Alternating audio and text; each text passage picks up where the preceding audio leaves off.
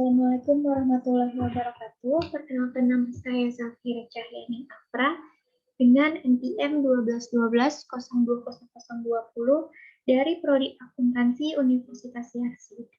Di sini saya akan menerangkan kembali materi mengenai uji asumsi klasik yang sebelumnya saya telah menjelaskan juga materi uji kualitas data ini. Kita sekarang ke uji asumsi klasik. Baik, di sini uji asumsi klasik dilakukan terhadap model regresi yang digunakan dalam penelitian untuk menguji baik atau tidaknya model regresi tersebut.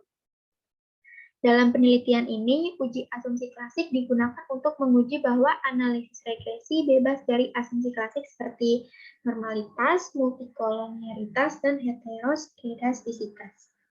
Yang pertama, uji normalitas bertujuan untuk menguji apakah model regresi, variabel pengganggu atau residual memiliki distribusi normal atau tidak.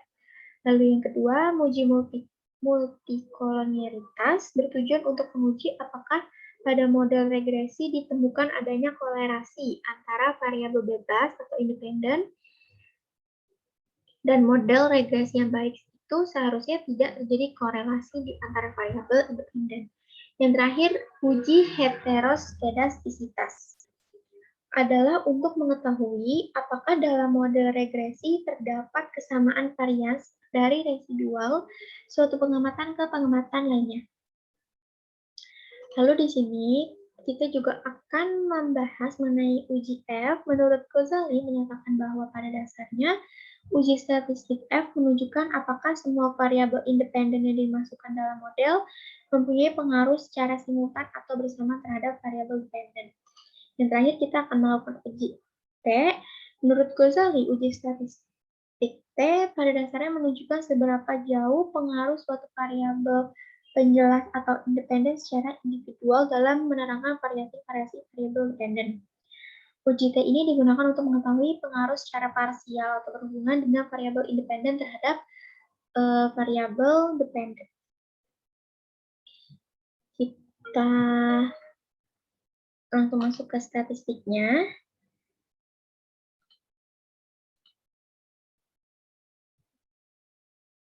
Ini sebelumnya saya udah coba, tapi kita coba clear aja, kita coba dari ulangnya. Oke. Jadi sebelum memulai uji asumsi klasik, kita jangan lupa untuk memasukkan nilai dari variabel B01 sampai W07.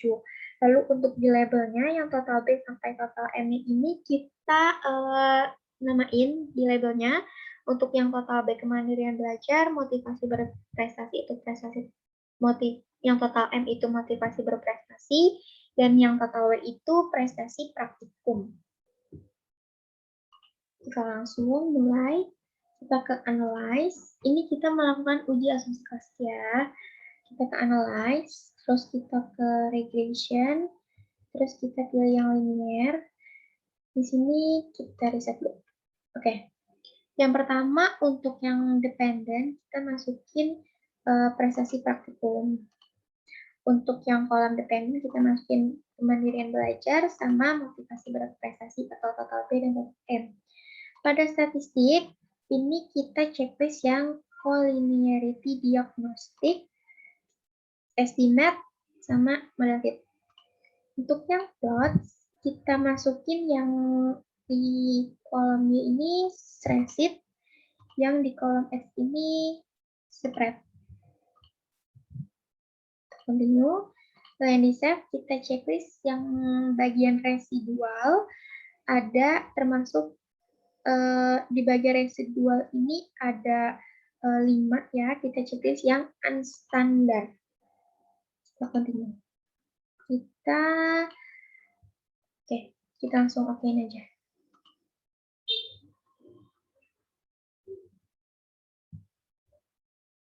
Ini saya tunjukkan untuk hasil outputnya. Ini hasil outputnya.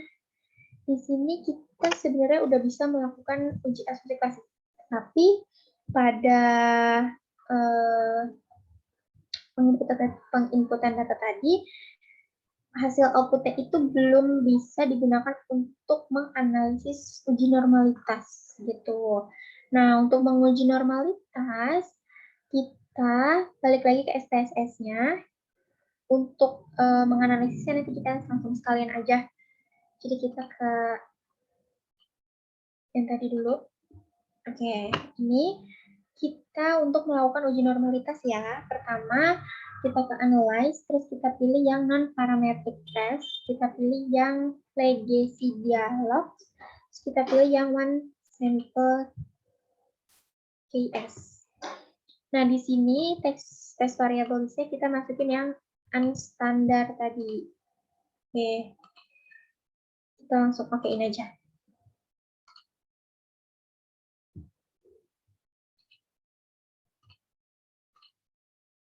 Nah, ini udah ada hasil uji normalitasnya. Kita langsung masuk ke analisisnya. Baik, di sini yang pertama ya, di sini ada beberapa table dari mulai variabel enter, model summary, ANOVA, coefficient, collinearity diagnostics, residual statistik. Untuk di sini juga ada chart, scatter plot. Nanti ini yang charts ini kita untuk menganalisis uji heteroskedastisitas. Di sini kita ke uji normalitas dulu. Yang pertama, uji normalitas untuk aturannya, hipotesisnya, jika nilai signifikannya itu lebih kecil dari 0,05, maka dikatakan tidak normal. Tetapi jika nilai signifikannya lebih besar dari 0,05, dikatakan normal. Kita lihat di sini maksud saya di sini nilai signifikannya itu lebih besar dari 0,05 karena di sini nilai signifikannya itu 0,74. Jadi otomatis lebih besar dari 0,5. Maka dikatakan normal. Dikatakan normal. Mengapa dikatakan normal? Balik lagi. Karena nilai signifikannya itu lebih besar dari 0,05. Jadi memiliki distribusi yang normal. Baik. Lalu kita langsung masuk ke uji heteroskedastisitas. Di sini ya, kita lihat untuk uji heteroskedastisitas. Di sini kita sebenarnya lihat dari gambarnya sih, teman-teman. Di sini untuk bulat-bulatnya ini dia itu menyebar. Kenapa menyebar? Karena dia itu dikatakan tidak menyebar jika pada charge ini tuh elemen-elemennya ini tuh tumpuk-tumpukan, saling bertindihan. Tapi di sini walaupun dia itu sejajar, mepet, nempel, tapi dia tetap di posisinya masing-masing, tidak bertumpuk-tumpuk, tidak tindih-tindihan. Jadi jika menyebar itu sama dengan tidak homo atau dikatakan tidak ada masalah hetero. Namun jika dia itu elemennya itu saling bertumpuk, maka dia homo atau dikatakan ada masalah hetero. Karena di sini dia itu aman-aman aja menyebar, jadi dia dikatakan tidak ada masalah hetero. Lanjut, kita melakukan uji multikolonialitas melihat tabel koefisien pada kolom PIV sama kolom tolerance. Di sini ada hipotesisnya. Untuk kolom PIV ini harus kurang dari 10 atau tidak boleh di atas 10 untuk ketentuannya. Dan pada si kolom tolerance ini harus lebih dari 0,01 atau tidak boleh kurang dari 0,01. Kita lihat di table VIP nilainya itu 1,268 ya. Jadi 1,268 ini kurang dari 10, tidak lebih dari 10. Dan untuk pada kolom toleransi ini juga lebih dari 0,01. Jadi data variabel total B dan total M ini tidak ada multiple-nya. Kurang lebih seperti itu. Lalu kita mau menguji koefisien determinasi dengan melihat tabel model summary pada kolom R².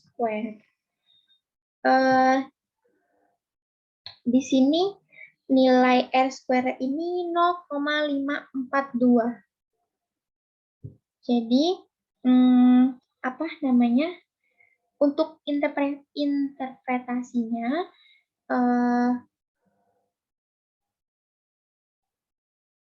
variabel independen B dan M atau variabel kemandirian dan motivasi belajar berpengaruh sebesar 54,2% terhadap data prestasi praktikum atau variabel yang total W tadi. Jadi, ini kalau dijadi inverse kan 54,2% ya. Nah, terus 54,2% ini jumlah tingkat seberapa besar si variabel independen ini berpengaruh terhadap variabel dependen ya, ternyata berpengaruh sebesar 54,2%. Sisanya itu 45,8%. Sisanya kita masukin kemana, berpengaruh kemana. Jadi sisanya yang 45,8% itu berpengaruh terhadap variabel selain prestasi praktikum. Seperti itu cara menginterpretasinya. Lalu kita langsung masuk ke uji F. Nah, untuk menganalisis uji F ini kita melihat tabel ANOVA. Melihat tabel ANOVA pada kolom nilai signifikannya. Aturannya, hipotesisnya, jika nilai signifikan itu lebih kecil dari 0,05, maka modal penelitian dapat digunakan. Dan sebaliknya, jika lebih besar dari 0,05, modal penelitian itu tidak dapat digunakan. Nah, untuk modal penelitian kita itu kan total B sama total M, kemandirian belajar sama motivasi berprestasi. Sekarang kita analisis, apakah dua variabel tersebut itu model penelitiannya dapat digunakan atau tidak.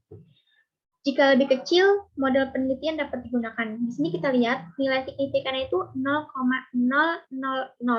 Otomatis lebih kecil dari 0,05. Maka modal penelitian variabel kemandirian belajar dan motivasi berprestasi dapat digunakan. Seperti itu, kurang lebih. Yang terakhir, kita mau menganalisis uji T. Kita lihat ke tabel koefisien lagi nih. Nah, untuk ketentuannya, jika lebih kecil dari 0,05, maka nilai signifikannya ya, lebih kecil dari 0,05, maka variabel bebas berpengaruh signifikan terhadap variabel terikat. Namun jika sebaliknya, jika nilai signifikan itu lebih besar dari 0,05, maka variabel bebas tidak berpengaruh signifikan terhadap variabel terikat. Lalu kita lihat, untuk nilai signifikannya itu semua lebih kecil dari 0,05, maka variabel bebas berpengaruh signifikan terhadap variabel terikat. Seperti itu. Nah, lalu di sini kita juga kita menganalisis juga dari tabel B-nya. Di sini kan tabel B-nya itu nilainya positif semua ya teman-teman, nggak ada yang negatif. Jika nilainya itu semua positif, maka interpretasinya semakin besar kemandirian belajarnya dan motivasi berprestasinya, maka akan semakin tinggi juga hasil prestasinya gitu. Jadi diinterpretasikan ya, prestasi ini berpengaruh gitu terhadap kemandirian belajar dan motivasi berprestasi. Jadi si mandirian belajar dan motivasi berprestasi ini merupakan faktor pendukung yang akan membuat variabel prestasi praktikum ini akan semakin tinggi. Seperti itu. Kurang lebih seperti itu ya penjelasan untuk yang uji asumsi klasik, teman-teman. Saya kurang lebihnya mohon maaf. Wassalamualaikum warahmatullahi wabarakatuh.